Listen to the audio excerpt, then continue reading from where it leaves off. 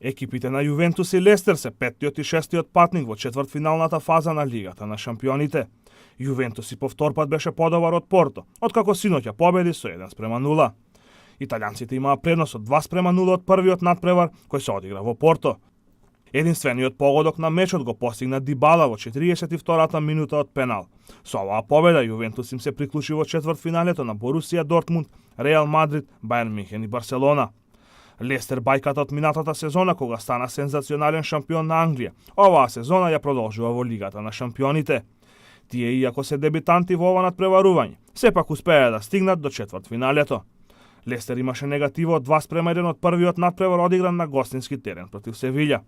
Сепак синоќа успеа да победат со 2:0 и да ја анулираат предноста на шпанците. Морган во 27-та минута го отвори резултатот, додека погодокот вреден пласман во четвртфиналето го постигна Олбрајтон во 54-та минута. Сепак херој на домашната екипа е голманот Каспер Шмајхел, кој во 80-та минута успеа да го одбрани пеналот на Назонзи. Вечерва ќе се одиграат последните два надпревари од осмина финалната фаза на Лигата на шампионите.